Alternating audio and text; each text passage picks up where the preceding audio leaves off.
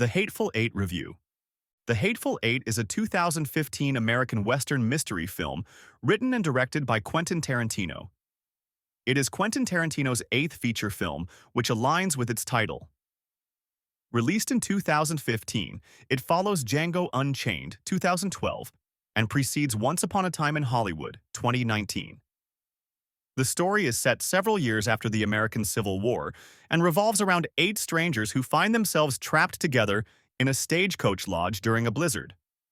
The plot centers on Major Marquis Warren, a former Union soldier turned bounty hunter, and John the Hangman Ruth, another bounty hunter who is transporting a fugitive named Daisy Domergue to the town of Red Rock to be hanged. Along the way, they encounter Chris Mannix, who claims to be the new sheriff of Red Rock, and decide to give him a ride.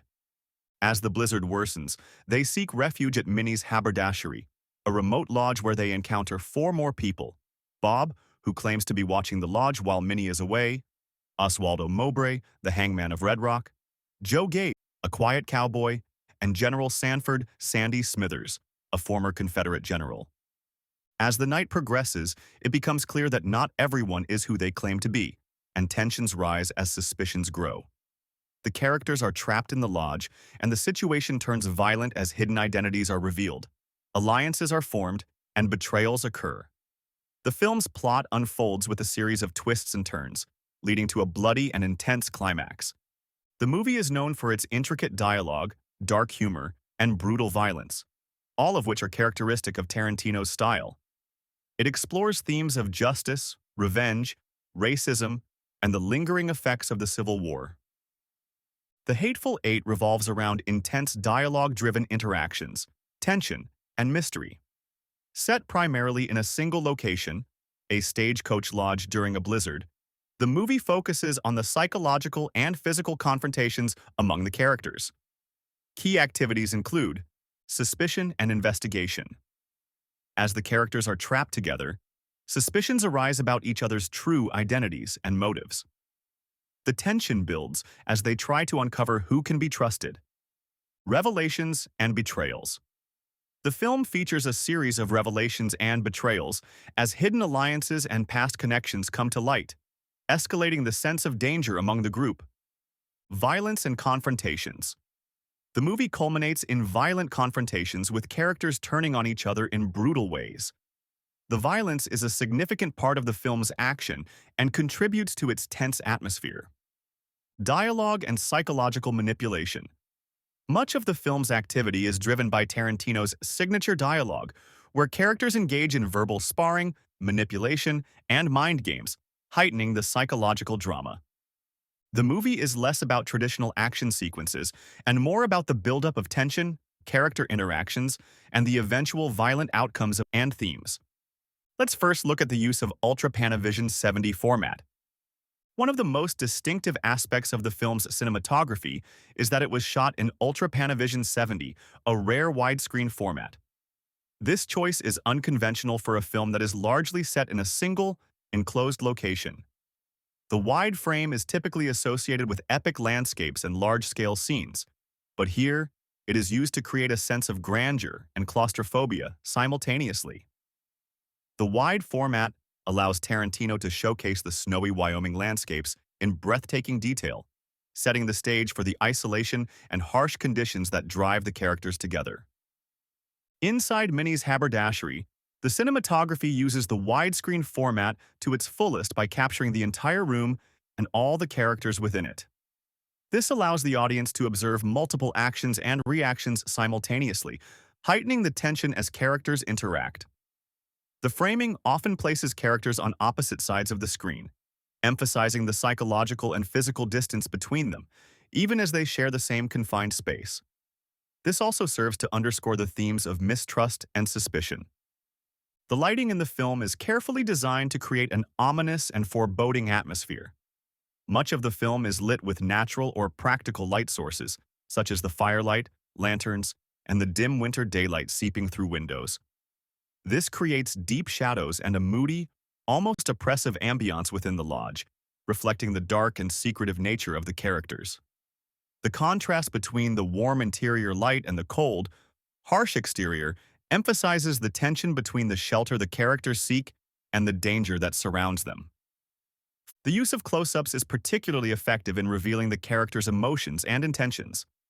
Tarantino often lingers on faces, allowing the audience to scrutinize the characters as they lie, manipulate, and react to the unfolding events. These close-ups, combined with the wide shots, create a dynamic visual contrast that draws attention to the characters' internal conflicts and the intense pressure they are under. But here are some things that you might have missed while watching this lengthy movie.